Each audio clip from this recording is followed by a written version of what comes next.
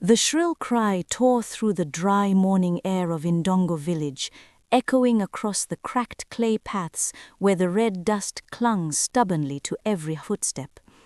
Amara, barely 23 but already carrying the weight of years, fell to her knees as her father's fist smashed against the wall near her face.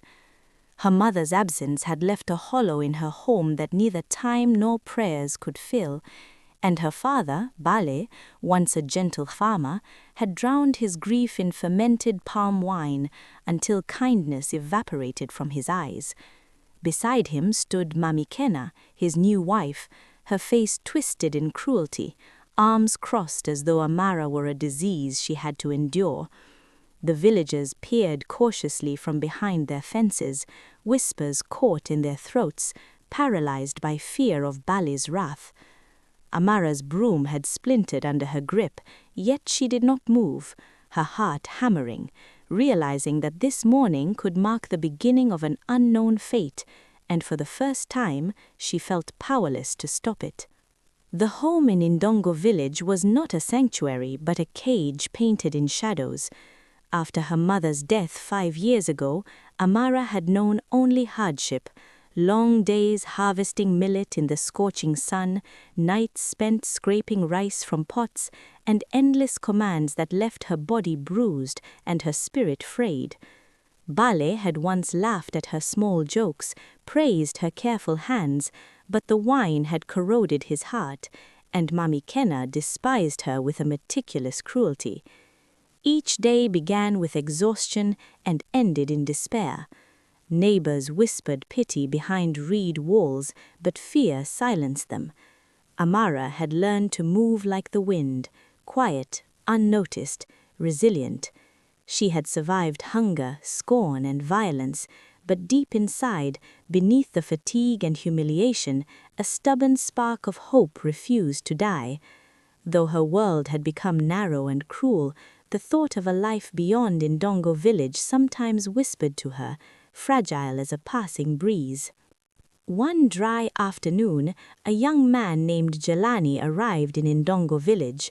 His shirt was faded, his sandals worn, and dust clung to his skin like a second coat, but there was a sharpness in his gaze, a clarity that saw more than he let on. He had come from the city seeking work, carrying nothing but ambition and hope, yet the village regarded him with caution. Bale hired him cheaply, promising pay that never materialized, and Jelani endured the sun's cruelty, the endless labor, and Bale's empty promises with quiet determination. From the first day, Amara noticed him, not because she expected rescue, but because she recognized in him a kindred resilience. He worked alongside her in silence, occasionally glancing her way with eyes that seemed to understand the weight she carried.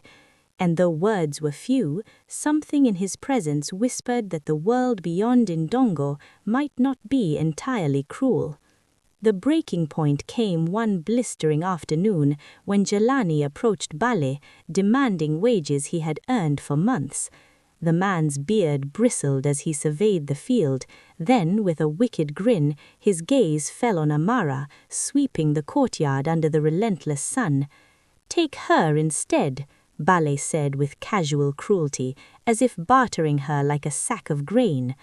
Amara froze, the broom slipping from her hands, and Mamikena's laughter echoed like metal on stone. She fell to her knees, begging, voice trembling, tears carving paths through the dust on her face. Jelani's chest tightened as he watched her, shock and sorrow twisting within him. He realized at that moment that Amara was more than broken. She was luminous, a spirit unwilling to yield entirely to suffering. In a whisper barely audible, he said, "I will take her."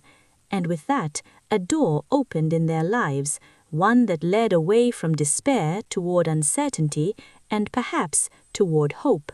There was no farewell meal, no prayers said, no hugs, only silence and the weight of abandonment. Amara packed her few belongings in a black sack, each item a remnant of a life she had once known. Her younger brother, Tano, hid behind the clay walls, crying silently as she walked away. The journey to the city stretched long and unkind, buses rattling over dusty roads, villages blurring into one another beneath the relentless sun. Amara stared out the window, unsure whether to fear or hope, feeling both exhilarated and abandoned at once. Jelani rode beside her, quiet, his thoughts heavy with worry and calculation. Her prayer was whispered under her breath, a plea to the ancestors and the sky alike. Protect me, guide me, give me strength. She clutched her sack like a shield, heart pounding with the weight of the unknown. Each mile felt both endless and small, as if destiny itself were urging her forward toward a life that might finally honor her spirit. When they arrived, the city rose like a living wall of concrete, noise, and color, overwhelming Amara's senses. Jelani guided her down narrow alleys until a black iron gate opened, revealing a compound that seemed to belong in a dream. Flowers lined the paths, a small fountain whispered quietly, and white walls gleamed under the sun. They passed the main house and arrived at a smaller building tucked behind, modest yet immaculate. Jelani explained this was his dwelling, given freely by the woman who owned the estate. Inside, Amara touched the bed with clean sheets, the doors that locked, the silence that spoke of safety. For the first time in years, she breathed without fear, and sleep came gently that night, unbroken by shouts or blows. The world felt different, still unknown, but promising.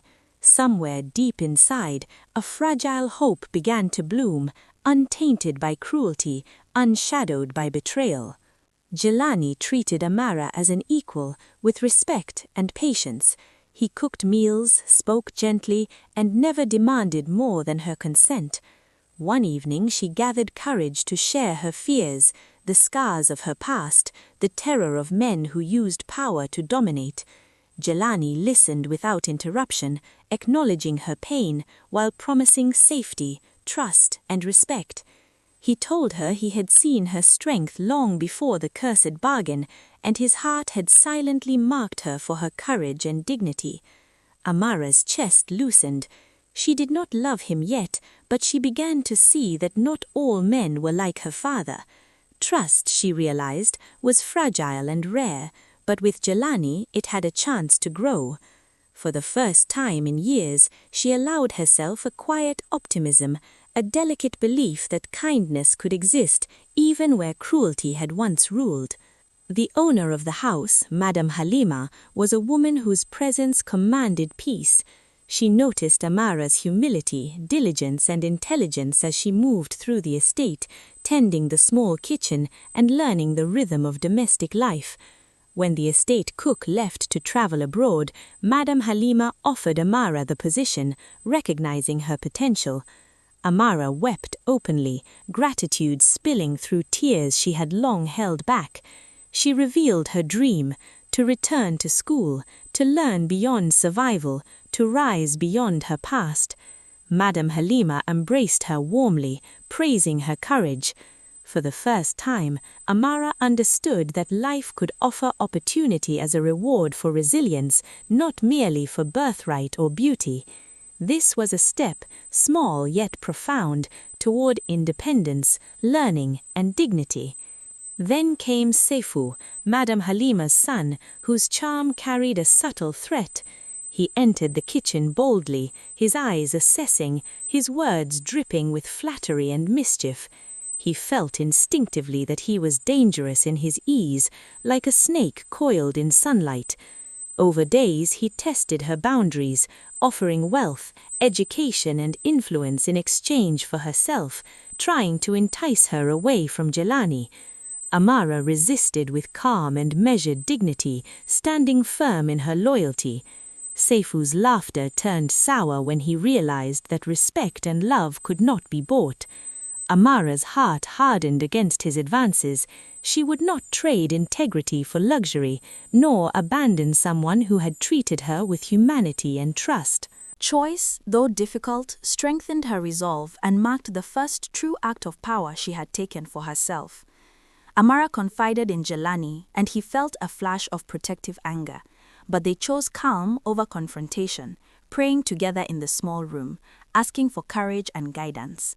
The pressure from Sefu and Madame Halima mounted as they attempted to persuade her to consider the offer. Amara's heart burned with both frustration and clarity. She would not betray love for wealth, nor compromise her dignity for comfort. Together, she and Jelani devised a plan to leave the estate, to start anew on their own terms, even if it meant beginning in the smallest, most humble way. This resolve became a quiet victory, the first step toward a life they would choose themselves, rather than one dictated by power or coercion. The future was unknown, but it was theirs to claim. The following morning, Amara awoke to sunlight dancing through the small windows of their modest dwelling. Jelani had prepared breakfast, a simple meal of porridge and fresh fruit, but to her it felt like a banquet after years of hunger and neglect. They ate in companionable silence, each bite a quiet celebration of survival and of a future they would build together. Amara felt a warmth in her chest she had never known, the knowledge that someone genuinely cared for her, that her past suffering had not erased her worth. After breakfast, they discussed plans, not of wealth or luxury, but of study, small business, and learning skills to shape a life independent of anyone's whims. For the first time, Amara allowed herself to dream aloud. Her voice, once timid and uncertain, now carried authority, and Jelani listened, nodding, supporting, believing. It was in these moments she realized that love could be patient, protective, and empowering all at once. Days later, Sefu's subtle persistence tested Amara's resolve. He lingered in the kitchen with casual remarks, promising opportunity and education if she would leave Jelani. But each time, Amara's voice rang steady, firm, unwavering. "I am not for sale," she told him one afternoon, her eyes meeting his without flinch. "My loyalty is not bought with gold." Sefu's charm faltered, replaced by frustration and disbelief. Jelani, though calm on the surface, felt the tension rise within him, but he restrained anger, knowing that force or threat would only feed the conflict. Instead, he placed his hand over Amara's, a silent message of trust and protection. And though Amara's heart raced from fear and indignation, she knew she had made the right choice. She was no longer the timid girl from Ndongo Village. She was a woman who could face entitlement and greed with dignity, defending both herself and the man who had shown her the first glimmer of respect. Amara's integrity did not go unnoticed. Madame Halima watched quietly from the sidelines, her curiosity mingling with admiration. She had expected compliance, obedience, perhaps a polite flirtation with Sefu's offers. Yet, Amara's courage and clarity struck a chord in her heart. She realized that Jelani had chosen wisely, and that the girl's steadfastness was rare, something to be honored, not challenged. One afternoon, she summoned Amara to the main house, not to tempt her, but to praise her. "You are strong, wise, and honorable," she said softly, her voice carrying genuine warmth. "The world will not always respect that, but you will always have my respect. Jelani is fortunate to have found you." Amara's eyes filled with tears, grateful for acknowledgement, for validation, for the sense that she was seen not as labor, not as a commodity, but as a human being worthy of love, trust, and opportunity. It was a turning point, a quiet triumph over years of invisibility. The following day, Sefu approached Amara again, emboldened by youthful arrogance and wealth he assumed would sway her. "Think about your future," he said, attempting charm mixed with veiled threat. "I can give you anything: education, clothes, influence, everything Jelani cannot. One word from you and all this can be yours." Amara's spine straightened as she faced him fully. "No," she said, calm but firm. "I am not for sale. My loyalty is not bought with gold. I will not be coerced. My future is mine to shape with the man who has shown me respect and care. That is the life I choose, not the one you offer me in exchange for obedience or compromise." Sefu's smile faltered. He had underestimated the girl who had survived Ndongo Village's cruelty and the relentless sun, the girl whose spirit could not be bought. His offers, once intoxicating, fell flat against the armor of her resolve. Amara had claimed her power, and no bribe, threat, or promise of luxury could shake it. With the pressure behind them, Amara and Jelani turned to their own plans. They pooled his modest savings to rent a small space in the city where they could start a business, a simple eatery offering home-cooked meals. Amara experimented with recipes, noting them carefully, while Jelani managed logistics, finance, and security. Their work days were long, filled with sweat and uncertainty, yet each evening brought quiet satisfaction. They laughed together, shared dreams, and slowly built a rhythm of life governed not by fear or submission, but by shared purpose. Amara studied in her spare time, determined to complete her education, and claim knowledge denied to her for years. With each small victory, each meal sold, each customer satisfied, each lesson learned, their confidence grew. The city, once overwhelming, became a landscape of possibility where their hands could shape reality rather than merely survive it. One evening, Jelani revealed a secret he had long carried. His mother, Madame Halima, was not simply the owner of the estate, they were her heirs. He had hidden it to ensure Amara's love was sincere, not swayed by wealth or influence. Shock rooted Amara to the floor, emotions colliding, betrayal, relief, amazement, and laughter. "You tested me," she whispered, half angry, half amused. Jelani nodded solemnly. "I needed to know your heart, not your compliance, not your fear or gratitude for money, but your courage, your dignity, your love." Amara felt tears slip freely as she realized the magnitude of what they had endured together. Temptation resisted, power defied, loyalty proven. The revelation deepened their bond, affirming that love founded on trust and mutual respect could weather deception, wealth, and desire. From that day forward, their relationship deepened. Amara and Jelani shared laughter, dreams, and small victories, building not only a business, but a foundation of mutual respect and care. They learned the rhythm of shared responsibility, celebrated each success, and comforted each other in failures. Their home, though modest, overflowed with warmth, trust, and joy. The city outside hummed with chaos, but inside their walls, they discovered the sanctuary of love earned, not purchased. Amara's confidence flourished, her spirit strengthened by the knowledge that she could choose, resist, and shape her destiny. Jelani admired her with each passing day, not for beauty alone, but for courage, wisdom, and the rare ability to stand unshaken in the face of temptation. News of Amara's triumph reached Ndongo Village. Her father, Bale, humbled and fearful, attempted to reach out, seeking forgiveness and acknowledgement. Amara's response was measured. She forgave, but she set boundaries. She would not return to the household that had nurtured pain and cruelty. Her strength radiated like fire, demonstrating that redemption was possible only on her terms. Stories of her resilience spread quietly through neighboring villages, inspiring young women who had been told to accept suffering as fate.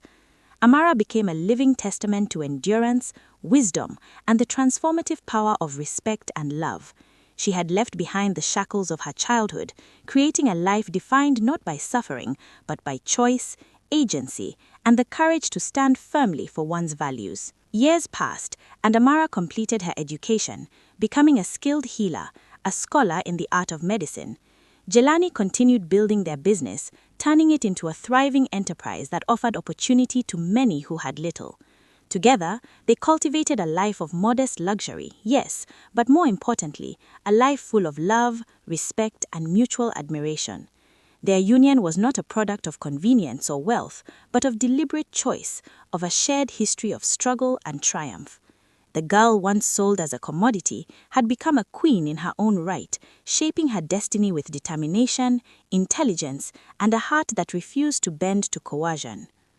On a peaceful afternoon, standing together before their home, now surrounded by flourishing gardens, Amara placed her hand on her belly, smiling at the life growing within her. Jelani lifted her off the ground in joyful triumph, laughing as tears streamed down his face. "This is ours," he whispered, his voice trembling with love and awe. "Everything we have built, everything we are, it belongs to us together." Amara looked around at the life they had forged, simple, yet full of dignity, freedom, and love, and whispered a prayer of thanks. From dust and hardship, they had built a sanctuary. From cruelty and despair, they had crafted trust, respect, and joy. Their story, carried forward in whispers among villagers and travelers, became legend, a tale of resilience, of love that honors integrity, and of hope that blossoms when courage, faith, and unwavering devotion prevail.